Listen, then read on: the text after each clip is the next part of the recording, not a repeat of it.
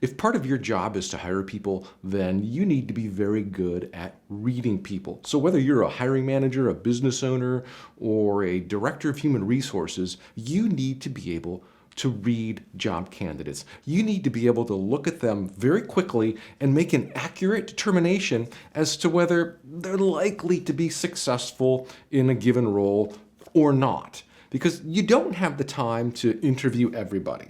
You don't have the time to read stacks of resumes. So you rely on your intuition to be able to listen to a candidate and make a reasonably accurate determination as to whether, they're telling you the truth or not. Whether, what they say actually makes sense. And without this skill, without this ability to read people, you'll have job candidates who will just tell you whatever they want you to hear. And in a lot of cases, most hiring managers, they just listen to this. They're like, oh, wow, that's great. That's amazing. It's amazing that you were able to generate $1 million a year in sales. Wow, I think you'd be great working over here. That's really what happens. That's what an untrained hiring manager will do, because they don't know all the little intricacies of what to look for in a job candidate. So in this video today, I want to give you my 6 predictive success traits that I like to call them, because they're behavioral patterns that will allow you to make logical and accurate determination as to whether, a candidate is telling the truth, whether their, behavioral patterns match what they're saying. And when you know how to do this, when you understand how to be able to read a candidate, you'll be able to assess candidates in literally 5 or 10 minutes. Just by talking to them on the phone or just doing a quick Zoom chat, you'll be able to look at them, read them, and say, okay, yeah, I see what you're saying here.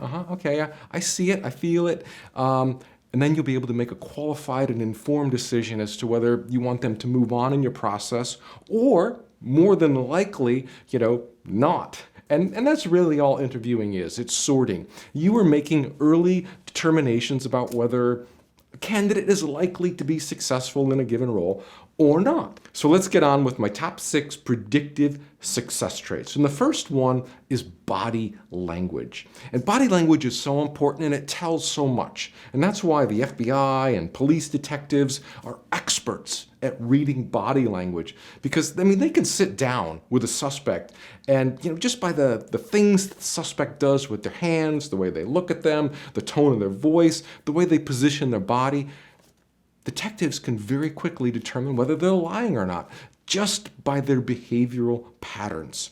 And they can also tell them, whether they're probably telling the truth.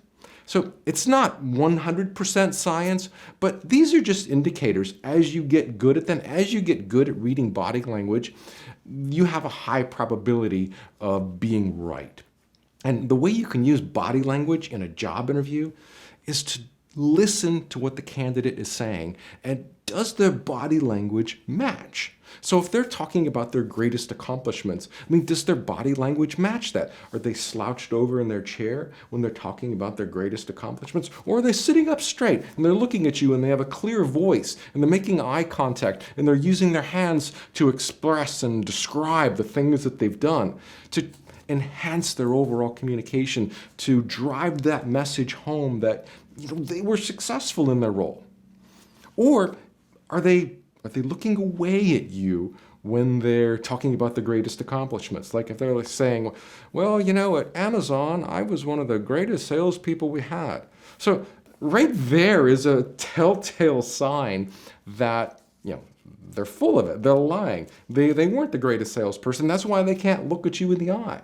Or, do they look at you and they speak, well, when I was the top salesperson at General Electric, I often earned the President's Award, and I was one of the best salespeople we had. So if you're talking about grand accomplishments like that, and you're talking like this, that's a dead giveaway that, you're full of it. You're not telling the truth. You are skirting the issue, and maybe you were involved, but you probably weren't the key person. So use and listen for body language and watch what they do with their hands. Watch their eyes. How does their voice sound? Does it all match? Does it harmonize with what they're saying? And when you put all that together, you can make a determination as to what they're telling you is true or not. And the more you practice reading body language and knowing what to look for, the better you're going to get. And you're going to be able to sit down with a job candidate, and whether even if it's over Zoom, you don't have to see them in person. Just hearing it in their voice, you're going to be able to determine whether they're likely telling the truth or not. All right, moving on to success predictor number 2, enthusiasm. Now, enthusiasm and excitement, those are an extension of body language, but when you're interviewing a candidate, you want to listen for how excited and enthusiastic they are about the position. And you should be able to hear that in their voice. You should be able to hear that in the questions that they ask you, that they are really excited about what this position is, or the challenges that it's going to face them if they were in this role. Are they excited about the team, the product, the company vision? Those are all the things that you want to listen for in what they're saying. Now, a lot of job candidates, some of them are just super nervous, and it's hard for them to express that enthusiasm. So just because they lack enthusiasm doesn't mean they really have it. And sometimes you can nudge them and try to get them to express how enthusiastic they are just by asking them a question like, what about this role excites you the most? So if that doesn't get them going, then you have to kind of scratch your head and say, I'm not sure you are genuinely interested in this role. You might be more interested in a paycheck. Obviously, you don't tell them that, but those are the things that you're looking for and that you're judging, and not that just because they lack enthusiasm is enough to discard them. There are other things you need to look for, but enthusiasm is really important. So let's move on to success predictor number 3, passion and energy. Now, this one is an extension of enthusiasm, but it's still its own success predictor, because you want to listen for the passion and energy that someone has and how deep they are willing to go and why this role means something to them. I mean, it's one thing to be excited. Oh yeah, I'm really excited about this role, but the passion and the energy are going to allow the candidate to offer a deeper meaning of what this role means to them.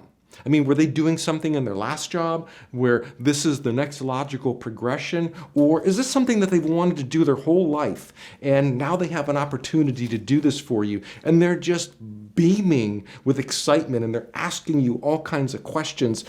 Hey, are you going to do it this way? How are you going to do that? What are the challenges you face? What kind of budget do you have?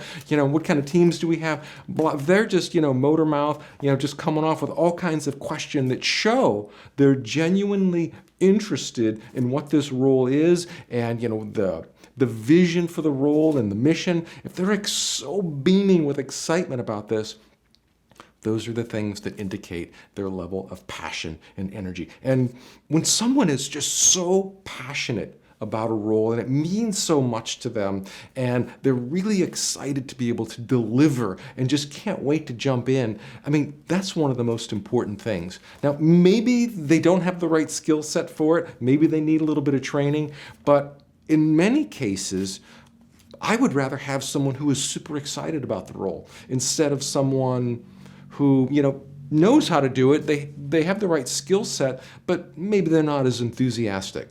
I would take enthusiasm and passion over skills any day of the week. So let's move on to success predictor number 4. Are they a team player? And the only way you're going to find out as to whether they're a team player or not is by asking them questions, and they talk about the different experiences that they have. And do they reference that they worked on a team? Do they talk about how they mentored others on a team? Do they talk about stepping up? Like if they're on a team and maybe there isn't strong leadership, do they step up and take a leadership role? And being a team member, one of the most important things is sharing knowledge. I mean, do they willfully share knowledge with all of their teammates. And the only way you're going to find out is by asking them questions. Now, you don't want to ask them, say, well, are you a team player? You want to listen for it in their responses.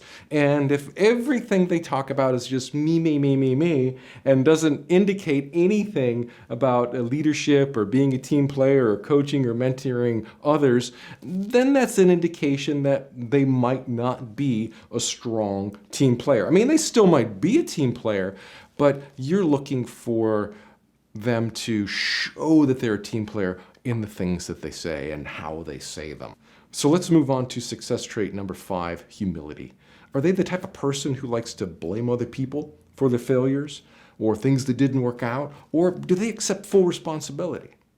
Are they the type of person who realizes that they don't know everything and that they're not afraid to reach out to other people for information? Or are they the type of person who likes to train themselves when there's something that they don't know? Do they read up on it?